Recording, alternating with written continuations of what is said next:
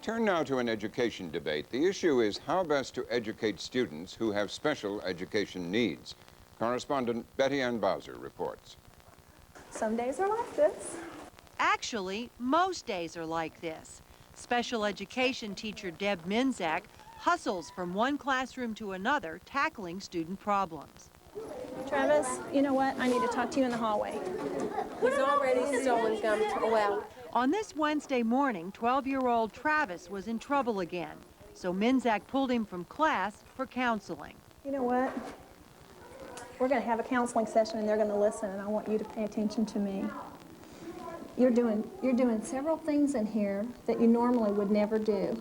Then she was on to another classroom, to another student with another problem. Guys, you know what? I'm not sure that Terrell is hearing what we're doing on the worksheet here. All of this is part of Minzak's job because this year her school has put 57 disabled students in regular classrooms for the first time.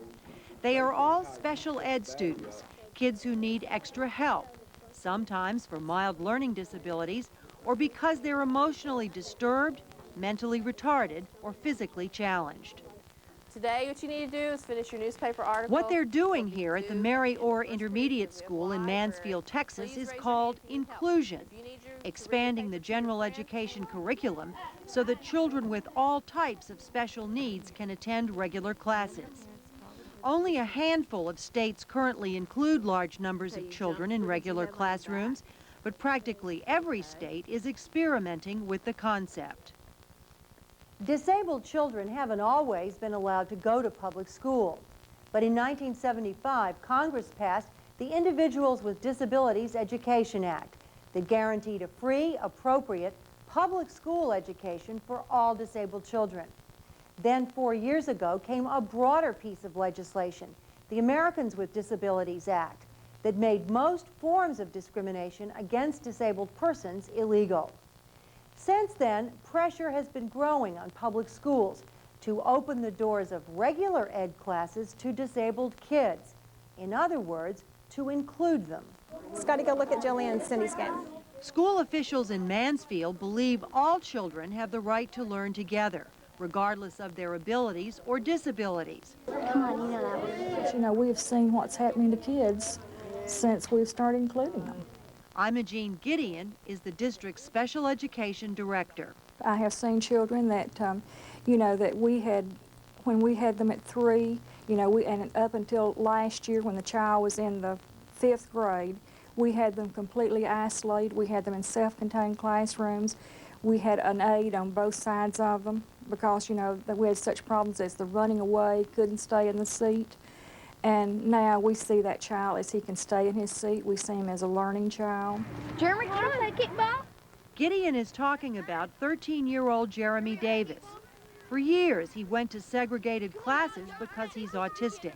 But this year, he's been fully included. He wasn't doing very well. He wasn't independent at all. He didn't have any social skills. He basically laid on a mat pretty much most of the day. And this is the Jeremy that you see walking around telling stories, asking questions, being extremely independent. And this is what inclusion has done for him. It has taught him to behave and taught him to, to act in a socially acceptable manner. I'm not in trouble. You're not in trouble. Amy, yeah, I'm not going to sweat anymore. I won't do it anymore. Thank you, Jeremy. Can you say I'm sorry? I'm sorry I did that. Would you like to shake hands? Yes, you say can't. Thank you. You want to shake hands with Josh? Say can't. Say thanks for being my friend. Thanks for being my friend. When Jeremy made a sexual remark, fellow 6th grader Josh Taylor brought him to Minzak. It's part of Josh's responsibility as a member of Jeremy's circle of friends. Jeremy said some inappropriate things. The circle is a group of 30 kids who all volunteer to help Jeremy. They meet periodically over lunch. Jeremy, do you remember yesterday the language that you were saying was not appropriate? Do you remember that? That was rude. That was rude, that's right. And you know that, don't you? Thank you. That was right. And you know that that's not nice to say, don't you? Thank you. And can you tell Josh thank you for being such a good friend? Thanks for being a good friend, Josh. Most of the kids say they have fun being Jeremy's friend, but they have also learned something inclusion advocates say students cannot get from books. I used to think that autistic kids were real different from everybody else, but when I came to the circle of friends, I found out that they're not. They're just a little different, and they can do the same things that you can do. But for most of the teachers at Mary Orr Intermediate School, inclusion means a lot more work. I have like 12 levels in my classroom. You're constantly moving around in the classroom, and what I do is I sit down and find a book that I know that the kids can listen to on tape that will be interested for those that can't read, and then find sort of a middle-of-the-road book that my low readers can read and my high readers won't get bored reading with. Then I sit down and I say, okay, what kind of projects can I come up with that all kids can be successful in, whatever level they're in? I'll be real honest, there are many times that I have to just stop what I'm doing to deal with the various problems that arise. And in most cases, I would say, it's certainly not fair to blame all the discipline problems on inclusion students, but I would say 8 out of 10 times it's usually an inclusion student that is the cause of the disruption. And yet you still would rather have inclusion than non-inclusion? I think the pros outweigh the cons. Not all teachers are so supportive. The American Federation of Teachers recently held a national conference to voice its opposition to inclusion programs. U.S. education is in trouble, and there are a lot of reasons for it. One of them is the tendency of American education to be moved, massively moved by fads and by ideologies. Many teachers worry that inclusion will jeopardize the education of all children and is nothing short of experimentation with kids. Al Shanker is president of the AFT. American students are behind students in most other industrial countries, far behind. And there are two ways to go. One way is to go off radically into some new, expanded type of system that nobody has ever tried before and hope it works. Experiment with 40 million youngsters in the United States, roll the dice, and say, well, we'll take a chance, maybe that'll work. I don't think any of us would do that in our own private lives. I don't see this as an experiment at all. Brian McNulty is a leader of the National Inclusion Movement. He's the top special ed official in Colorado, a state that includes the majority of its disabled children in regular classrooms. We found no evidence to say that it detracts from the education of typical kids. On the positive side, for the kids with disabilities, we found that it does affect them in very, very positive ways. They increase in their performance. We increase in our expectations of those kids. We increase in terms of the achievement that they make. We find increases in social skills. McNulty says this is a school where inclusion really works. It's Flatiron Elementary School in Boulder, one of hundreds of Colorado schools that have been developing full inclusion programs over the past few years. I'd like to go over the schedule now, starting with the assignment books. Here, each student is viewed as an individual. If a child is having trouble with a subject, the staff tries to figure out what the student needs without pulling the child out for testing, labeling, and referral to special ed. Mark Sparn is principal. We frankly have done almost everything we can to not label anybody in the building. That's an interesting deal. We don't label talented and gifted kids. We don't label a child as at risk. We don't shy away from helping any child who walks in the front door, regardless of what their issue happens to be. That's an interesting challenge. For a more profoundly needy child like Mary Carmichael or Micah B. Taylor, it could mean a full-time paraprofessional assigned all day long. For Christopher Rolander, who has a myriad of learning and behavior problems, it might mean one-on-one help at different times during the day. What were you thinking of when you wrote that poem? Well, I was thinking of the cycles of evolution of the earth. In Miss Mitchell's classroom, it also means special time for Nick Romeo, who is so bright he's just skipped an entire grade. Sparn has done all of this without any increase in his budget. but he's had to get a number of waivers in order to tailor individual teaching plans for each student and not violate state regulations. Still, parents here support what's going on, with some reservations. Karen Romeo is Nick's mom. I worry that my son is getting enough attention. Potentially, there's real possibility that bright kids are ignored, you know, so that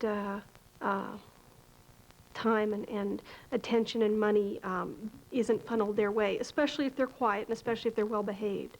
Art Rolander is Christopher's dad. To watch my son be out in the playground by himself, sucking his thumb, is really a heartbreaker. You know, it brings tears to your eyes. But then all of a sudden, someone will come up and try and encourage him to play. Or I'll drop him off at school 1 day a week, Robin's doing it the other 4 days, and all of a sudden he'll walk to class a few minutes early to try and get settled, and someone will come up and say hello, or they'll go in arm, which you would not see any other place. Judith Carmichael is Mary's mother. Then I would hope when my child hits the real world, she's surrounded by people who are not afraid of her and who are accepting of her. And it's starting right here in kindergarten. To the extent that we view disabled people as second-class citizens, to the extent that we place disabled people in inappropriate placements, we are telling disabled children and others that they don't matter and that they don't count. The government's top educational advocate for the disabled travels the country, urging educators everywhere to try inclusion. But it's more than just a suggestion. Assistant Secretary of Education Judy Heumann says children have a right to be included in a regular classroom. We have to stop assuming that because a child has a disability, that a child must be in a segregated program. Regardless of the type of disability the child has, just predetermining that a child needs to be in a separate placement because of a label is not the way the law requires us to look at the needs of that child. And our experiences are showing that many children can be successful in included settings. But Teachers Union President Shanker is not convinced. The right to an education is a civil rights issue, but not the right to an education in a particular classroom.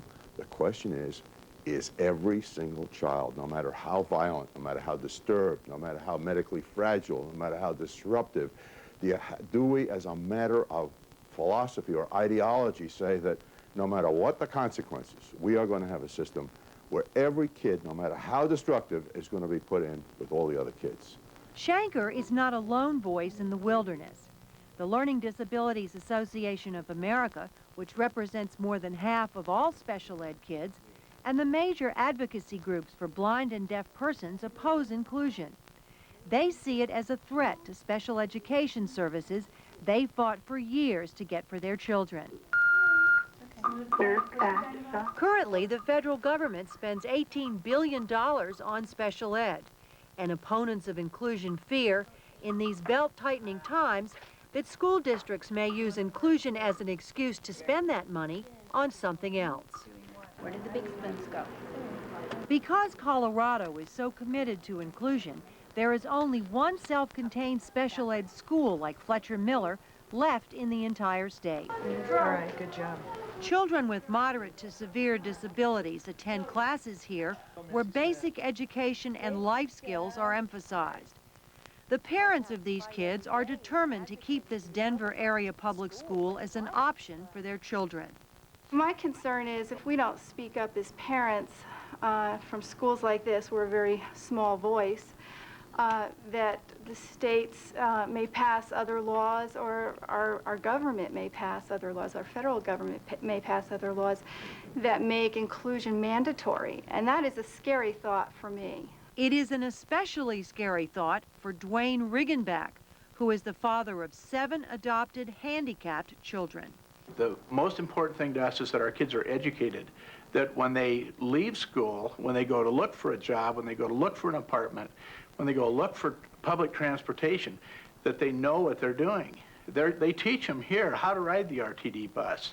They teach them how to count change. What good is Algebra 2 for a handicapped child that's mentally retarded? Is there any child that you would say that cannot be included? I don't think that there's any kid who can't be included for some of their educational career, but it can't be the kind of situation where kids have to earn the right to be able to go to public schools with other peers. For Jeremy Davis, inclusion has provided the closest thing he's ever known to a normal life. And there may be many more stories like his.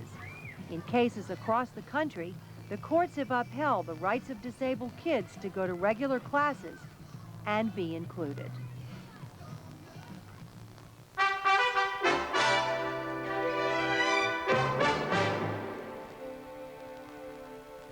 Next, we look ahead to the 50th anniversary of D-Day. On Monday, Americans, British, and Canadians who landed in Normandy will commemorate the event, along with the French whom they liberated. To these events, no Germans have been invited. Both the coming celebrations and the absence of the Germans have stirred up many World War II memories in France, not all of them glorious. Tom Bearden reports from a town in Normandy, a few miles inland from the D-Day beaches. The flags of the Allies are everywhere on the streets of the villages and towns of Normandy. Most shop windows display signs welcoming their American, Canadian, and British liberators.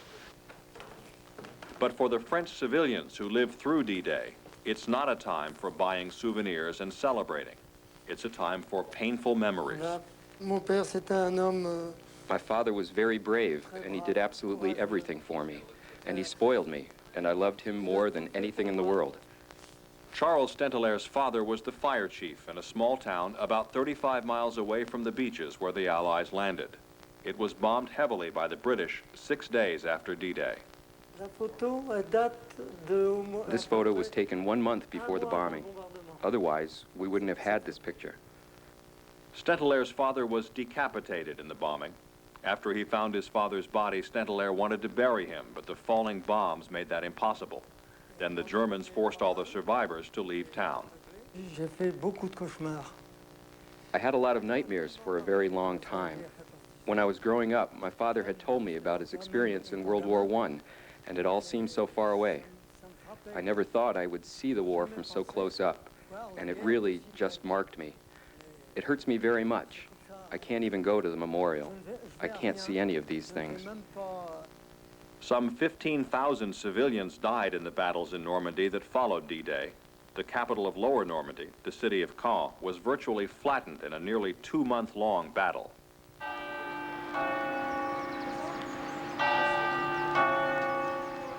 Even the seemingly indestructible castle of William the Conqueror, which had stood since the 11th century, was severely damaged. Most of the town has since been rebuilt, but repairs continue even 50 years after the war. When Caen was bombed and shelled, Jean-Marie Giraud was a teenager. He's been the mayor of Caen for the last 24 years. I must have gone from childhood to adulthood overnight. We saw so much suffering. People in the bombed buildings, the wounded, the dead. We searched the rubble for survivors, and we were paranoid that more bad things were going to happen. But in spite of those harrowing memories, the mayor wanted to move ahead, to do something different for this D-Day commemoration. The city built a huge pyramid stage for a multinational celebration of peace. Giraud invited German Chancellor Helmut Kohl to attend, an invitation the French national government ordered him to rescind. Many agreed with the mayor that the time for hatred was over. Last week, French combat veteran Jacques Correillard participated in a peace march that ended at the Caen Peace Memorial, which the mayor had established in the 1980s. I had a wild hatred of the Germans. It took me some 30 or 40 years to get over my hatred of the Germans. The mayor of Caen invitation to the German chancellor was very controversial. I think he did well. You would have invited the Germans? Why? Pourquoi?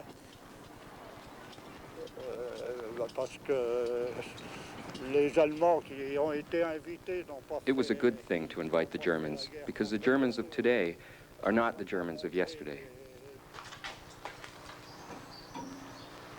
But many in the older generation were not so willing to share D-Day with the Germans. 81-year-old Guillaume Mercader rides his bicycle every day to help him recover from a recent heart operation. During the German occupation, he rode the same bicycle for the Resistance, the group of French men and women who conducted clandestine operations against the Germans. Using an assumed name, he rode from town to town, collecting information about the German forces along the D-Day beaches. After the invasion, he joined the OSS, the ancestor of the CIA. Personally, I have no sympathy for the Germans.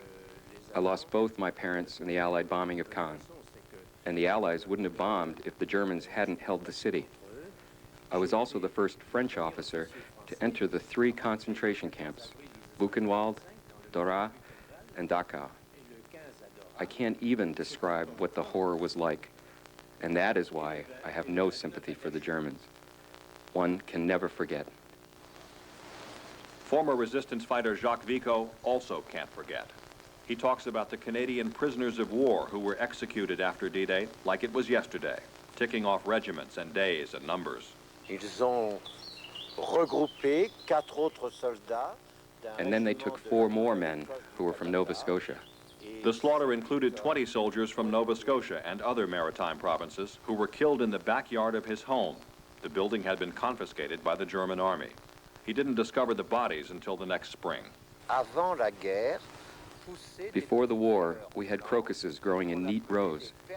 After the war, they were everywhere. My mother figured something had disturbed the bulbs, so we started digging and found the bodies.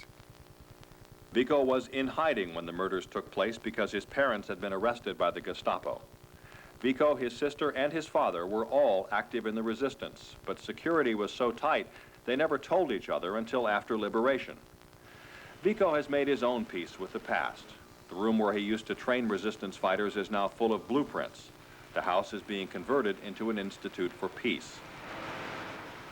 But he says D-Day itself is a time for remembrance, not reconciliation.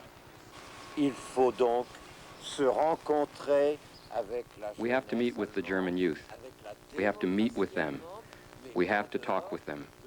On any day, but not on the day of our liberation. Far more difficult for the French than coming to terms with the Germans is coming to terms with the way many French citizens acted during the war. During the occupation, a large number of people either actively collaborated with the enemy or passively supported the puppet government of Marshal Philippe Pétain, whose police regularly deported people to Nazi death camps. Or, Pétain était entouré de gens d'extrême droite. It is very painful to remember, because let's not forget that the France of Pétain was fascist. It was against democracy. It was against the members of the resistance. Obviously, it was against the Jews. It was against the British. It was against the Americans. And it is a very painful part of history.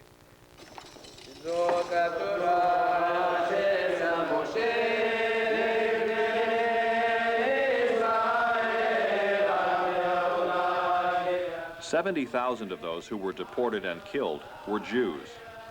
In the mid-60s, the survivors, joined by an influx of immigrants from Algeria, started a synagogue in Caen, the first active synagogue there since the Crusades. For people like Charles Kruchik, who survived the war posing as a non-Jewish child, and for David Badash, who lived through Auschwitz because the Nazis didn't know he was Jewish, the past is personally painful. Badash vividly remembers how a French woman treated him when he was forced by law to register as a Jew. So I went there and said my father is Christian. I lied. And that my mother is of Jewish origin only. And this French woman who handed out the yellow stars threw the yellow star at me and said, "Oh, you're all dirty Jews." My neighbors were German architects who were building the Atlantic Wall. One of them said to me, "The French are all terrible. The French betray each other. They go to the Gestapo and say, 'This guy has a radio, and this guy is a spy.' And they do this for 2,000 francs and a package of cigarettes." My parents lived in Paris. When I was 3 years old, they decided to place me with a Christian family outside of Caen, where I stayed during the whole war. Then I learned that my parents had been deported. The woman who had very tenderly raised me told me little by little that my parents had been sent to a concentration camp in France and then to Auschwitz, where they disappeared into the ovens. These members of the congregation say they're grateful that 3/4 of the Jews in France were saved by their countrymen. But they also say some have not yet acknowledged what happened to the rest. Algerian immigrant Henri Zerbib says one reason is that many of the people he meets still don't know what a Jew is. And as a consequence, don't understand their own country's past? Si, justement, si on leur explique. Given that lack of awareness about Jews, listen, I'm telling you my personal feelings here. Absolutely so. They must have felt who was deported was one body of foreigners, homosexuals, Jews, sort of one package of undesirables. Janine Yesarur, who had to go into hiding when the Germans came to her home to take away her family, thinks non-Jews don't really discuss the past. I do believe the non-Jewish population has total amnesia. But 1994 has been a year for remembering. This past spring, the old wounds were reopened and examined when 79-year-old Paul Touvier was sentenced to life in prison for crimes against humanity, executing his own countrymen under the occupation. It was the first time a French citizen had been convicted of such a crime. 23 years ago, he'd been pardoned by the French government. Some, like the Catholic priests who hid him after the war and testified in his favor, didn't think he should have been convicted. And many others, including President Francois Mitterrand himself, didn't think it was good for France to conduct a trial in the first place. Now that that one trial is over, Mayor Giraud thinks it's time to move on. Il faut tourner la page? It is time to turn the page. At the same time, nobody is talking at all about forgetting. But Joseph Neuwirth is not personally ready for France to move on. I think France didn't have done enough yet. What remains to be done? The archives are starting to be opened. We can find out who those who were directly implicated at any level of responsibility in the deportations and the anti-Semitic persecutions of Jews in France. Et le refus de toute paix séparée. It's not just the older generation which feels unsure about how to handle past war criminals and collaborators. The prospect of more 70- and 80-year-olds standing trial is controversial among the young as well. These 16-year-olds attend a school in the building that still bears the pockmarks of Allied bullets, and they are very familiar with the Touvier trial. They unanimously agreed that the Germans were friends who should be represented at D-Day, but they were far from agreed on how to handle their own country's past. I think it's a very complex subject. On the one hand, yes, Touvier committed crimes against humanity. On the other hand, it is not really fair to just focus in on one and use him as a scapegoat. He has to pay. We have to start someplace. So we started with Touvier, and that's his tough luck. I think we have to start with a new ground zero, if you will. We have to have a clean slate. I'm not saying to ignore, forget, not study history, but hold history as history and go on from there. Je ne suis pas d'accord parce que je pense justement qu'il ne faut pas fermer les yeux sur le passé. I don't agree at all. We should not close our eyes to the past because that is where the danger is. It is true that Touvier was sort of a scapegoat for all, but that is also where the moral of the story is. The problem is that we're putting people on the stand who are very, very old. Yes, these people should stand trial, but how much time will they be able to serve in jail? How much will we be able to punish them? Pourquoi maintenant? Pourquoi on se réveille maintenant? Why did we wait so long? Why did we start now? Je pense que c'est peut-être un rapport. Right after the war, the subject was taboo, and people wanted to forget the war as soon as possible. Also, if we had done trials then and there would have been a third world war that started right away. There were quite a few trials in Germany. Here, it would have almost led to a civil war. The people of Normandy are constantly reminded of their past. There are guns, museums, monuments, and cemeteries everywhere. But theirs is a history that predates D-Day by almost 2,000 years. Cars drive on roads whose foundations were laid by the Romans. Their heritage is built on a Viking invasion and the French Revolution, as well as the wars of the 19th and 20th centuries. Many Normans say they have learned there is no end to war. Even so, some, like Guillaume Mercader, continue to hope for peace. The future lies with the young. I have reached the age where there really is no reason to speak of a future for me, but the young people have to be close to the young people of all European nations. And I don't just mean the Germans, but the people of Luxembourg, the people of Holland, the people of Yugoslavia. They have to know each other and respect each other. We have to have peace. On Monday, we'll have another report from Normandy on the American veterans who returned for the commemoration of the greatest amphibious operation in history.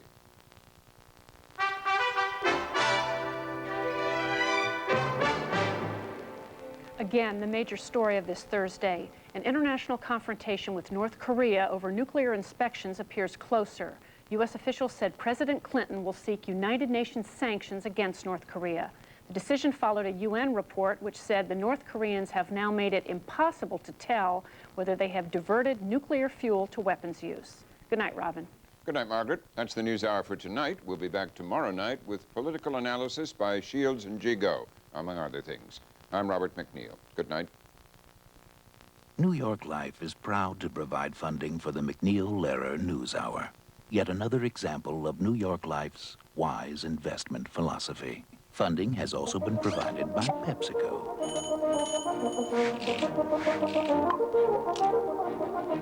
PepsiCo. And by the Archer Daniels Midland Company. ADM, supermarket to the world. And by the Corporation for Public Broadcasting, and by the annual financial support from viewers like you.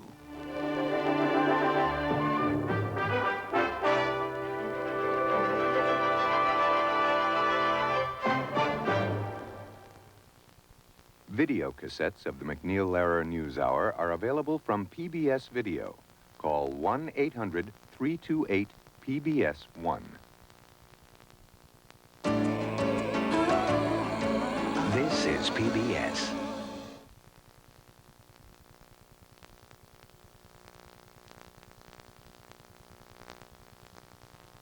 Local broadcast of the MacNeil-Lehrer News Hour is made possible in part by WETA members and Anheuser-Busch, committed to respect for the environment today for a world we can live with tomorrow. That's our pledge and promise. Tonight on WETA, Metro Week explores the region's most important news at 8. Then experience the magic of the Masters of Illusion at 8:30. Inspector Dogleash is faced with another murder and evidence that a serial killer is on the loose in Devices and Desires at 9. And Maya Angelou explores the importance and impact of faith in our daily lives. That's tonight at 10 on WETA. WETA, a place to learn, a place to discover, a place to explore the issues, a place to enjoy. WETA is your place, yours to take pride in and yours to support. As a member of WETA, you'll soon be receiving this letter in the mail.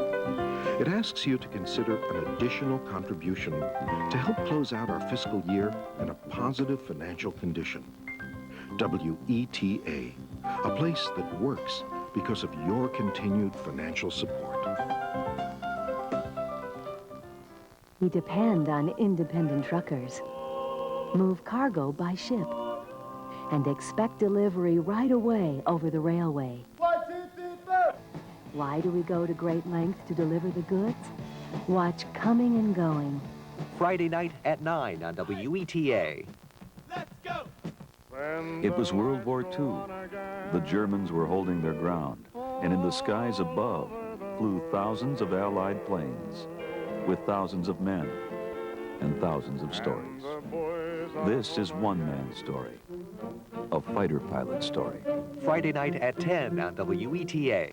One of the most comprehensive and acclaimed filmed histories ever made, Victory at Sea. Relive the decisive battles of World War II from the sky to the sea to the shore as legendary leaders shape their strategies for power and peace. Witness fearless acts of bravery and a powerful barrage of destruction. A commemorative tribute to America's proud maritime heritage. The television classic, Victory at Sea. Watch the first 13 episodes Sunday afternoon beginning at 2. Next time on Masterpiece Theater. Any other news? Seen anything of Bunty? Friendship Julian, I'm glad it isn't you. and betrayal. The medicos have